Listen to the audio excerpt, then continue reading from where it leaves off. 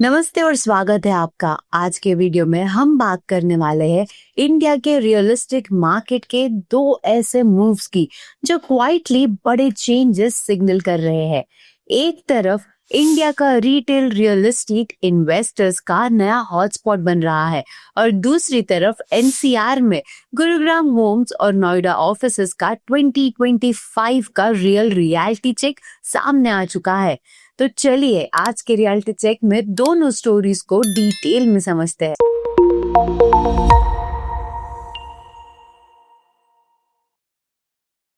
India का retail real estate sector अगले 3 years में $3 से $5 बिलियन तक का इन्वेस्टमेंट अट्रैक्ट कर सकता है। ये लेटेस्ट इंडस्ट्री रिपोर्ट बताती है।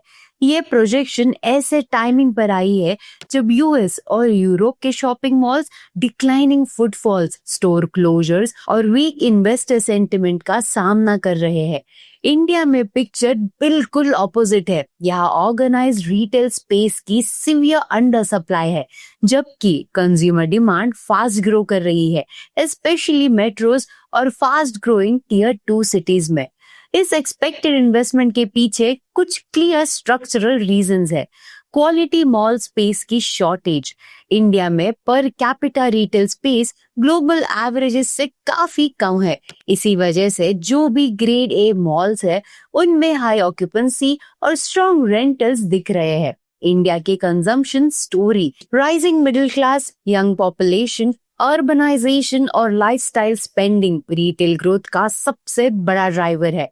Low e commerce penetration. India में ऑनलाइन रिटेल पेनिट्रेशन अभी सिर्फ 8% है, जबकि डेवलप्ड मार्केट्स में ये 20 to 30% प्लस जा चुकी है। इसका मतलब फिजिकल स्टोर्स और मॉल्स का रोल लॉन्ग टर्म तक रिलेवेंट रहेगा।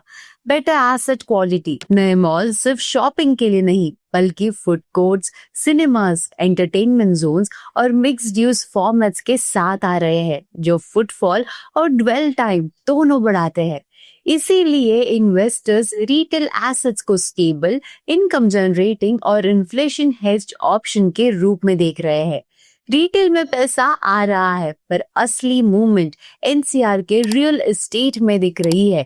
चलिए नेक्स्ट अपडेट की ओर चलते हैं। 2025 में एनसीआर रियल एस्टेट रिकवरी का सेंटर हाउसिंग रहा।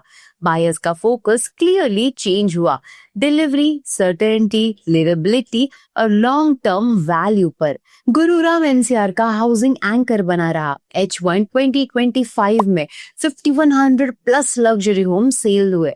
दिल्ली एनसीआर में, जिसमें मेजॉरिटी गुरुग्राम से आई, डिमांड सबसे ज्यादा रही Dwarka expressway, golf course road and extension, SPR Southern Peripheral Road. Buyers larger homes, low density layouts और amenity rich projects प्रेफर कर रहे थे। 2025 ओवरहीटेड ईयर नहीं था। स्ट्रॉन्ग डिमांड के साथ स्टेबिलिटी भी देखने को मिली। आरबीआई के 125 basis points repo rate cut ने अफोर्डेबिलिटी को सपोर्ट किया, लेकिन लग्जरी बायर्स का डिसीजन रेट ड्रिवन नहीं बल्कि लॉन्ग टर्म वेल्थ और लाइफस्टाइल ड्रिवन रहा। एक्सपर्ट्स के मुताबिक मार्केट वॉल्यूम से वैल्यू की तरफ शिफ्ट हुआ।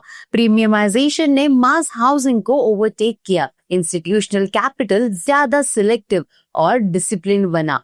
रियल एस्टेट सिर्फ हाउसिंग तक लिमिटेड नहीं रहा। Warehousing, data centres, senior housing और इंटीग्रेटेड टाउनशिप्स मेन स्ट्रीम हुए। रेसिडेंशियल मोमेंटम के साथ साथ कमर्शियल कॉन्फिडेंस का सेंटर नोएडा ग्रेटर नोएडा बना।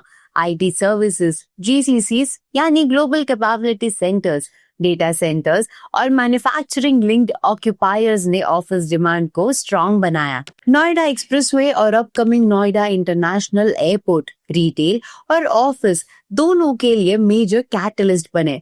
साथ ही टियर 2 सिटीज जैसे मोहाली, चंडीगढ़, जयपुर, देहरादून और लखनऊ, यहाँ पे and user driven housing growth दिखा।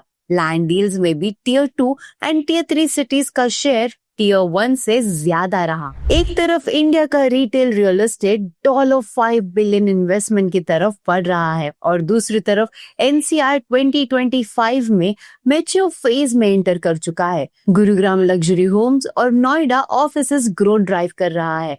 If you found this news important or informative, then please like and share this video. Subscribe to nobrokerage.com for reality check, your everyday guide to smart real estate moves.